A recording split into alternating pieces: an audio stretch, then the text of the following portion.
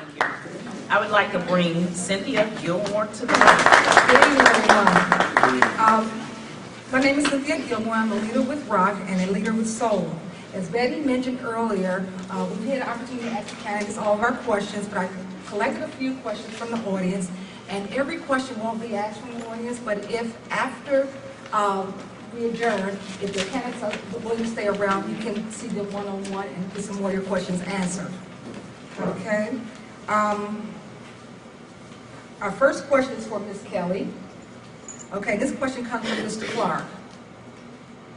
What plan will you put in place to help eliminate the problems of foreclosed homes and abandoned property, especially in Riverdale, Harvey, Dixmoor, and Phoenix? And you have 1 minute to answer the question. One thing I didn't, well, there's a lot of things I didn't mention, but I have a background in fair and affordable housing, and I used to be the president of the Chicago Area Fair Housing Alliance. When I worked for the county, the law library answered to me, and at the law library in Chicago and in Markham, there's housing counseling. And one thing I think there is not enough outreach, and we need to do better, and people don't realize what is available to them. And the other thing, when I spoke to housing counselors, there's too much red tape. So as your congresswoman, that's the other thing, I would cut the red tape, improve constituent services. Oh, you threw me off there. I'm sorry, that's my fault. Am I done? You all right, keep going. Oh, okay.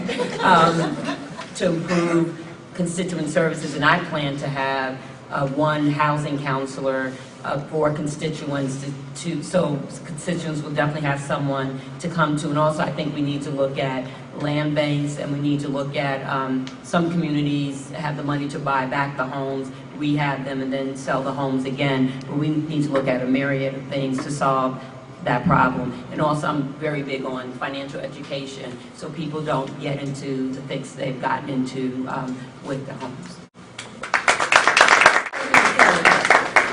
Okay, our second question is for Mrs. Washington, and the second question comes from Brandy. Where do you stand or will stand with Governor Quinn regarding pension reform? Well, that's a tough one, because we all know we want, if it's promised to us, we want it. And so I think I'm standing with him, and if you have already been promised one thing, I think you ought to keep those benefits coming, because we have such an issue. It would be fiscally irresponsible if we didn't deal with it. Any new people that come, that should be based on a new deal. But anybody that's already have a promise, they already have the benefits, they should keep theirs. Alderman Beal, this question comes from Mr. Richards. If airlines are either in bankruptcy or forced to merge, who is going to be paying for the construction of a new airport? Thank you for that question. First of all, airlines build airports. That's why this airport that we're talking about in the South Suburban area has to be a public-private partnership in order to bring it together. We all know right now there are airlines that are looking to come back into this region. We're losing money as we speak. As we sit here today, we are losing money because the FAA is reducing the amount of flights that can go into Midway and O'Hare. It's a reason for that. We're over capacity.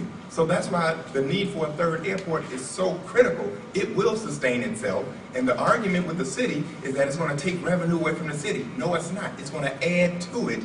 And it's going to add to more revenue on the south side and south suburban area. So they will all work collectively together. So the airlines are going to help fund some of the airport, but it has to be a public-private partnership. And that's the formula that I'm going to bring to the table. I'm not going to deal with the funding source that they're talking about right now. I'm not dealing with that. ALNAC is not happening because they're under federal scrutiny, federal investigation, and I'm not going to be part of it. Okay, my next question is now for Mrs. Kelly. What will you do to improve the public school system in the following areas: safety, financial, or funding? It's tough on the federal level. I know they have No Child Left Behind or Race to the Top, but really when you deal with school funding, that is on a state level. That's why your property taxes are so high. And we need to find a way, if we bring more businesses to the area, then funding schools is not on the backs of the homeowners and the businesses that already exist in your community. If you look at your tax bill, it's 70% in some places that you're paying for school.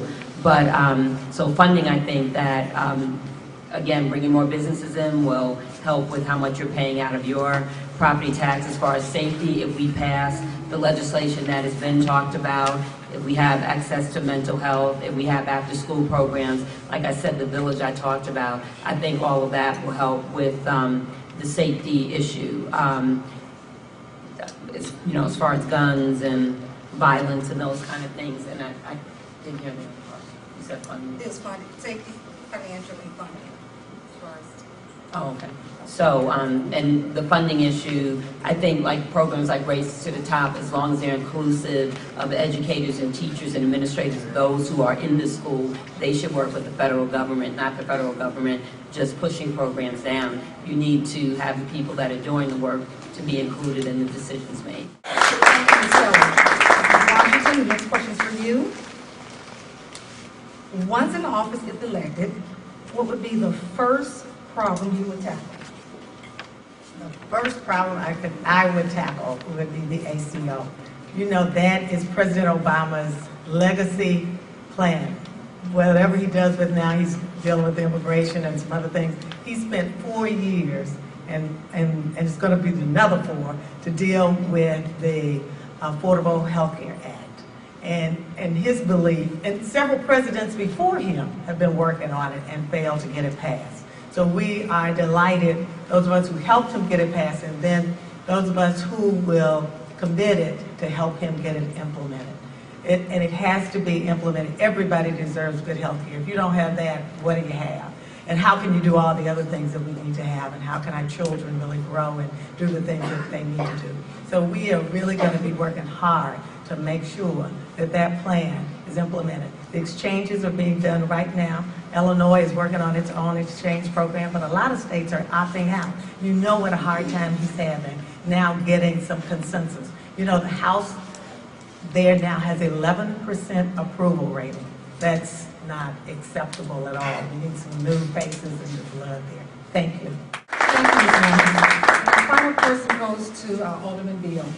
Alderman Beal, are you willing to fight against the big banks and make them accountable for all of our empty and abandoned buildings that we have in our South suburban communities?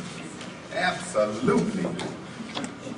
First of all, the big banks are not community oriented. You all know we used to be able to go to your local community bank and they knew your name. You knew all the tellers. You knew the bankers. You knew the president of the bank. Well, now the big bank corporations, it's all about the money. And they're feeing us to death. Every time you go to an ATM, they feeing us to death. But the local banks are still the ones that we need to protect.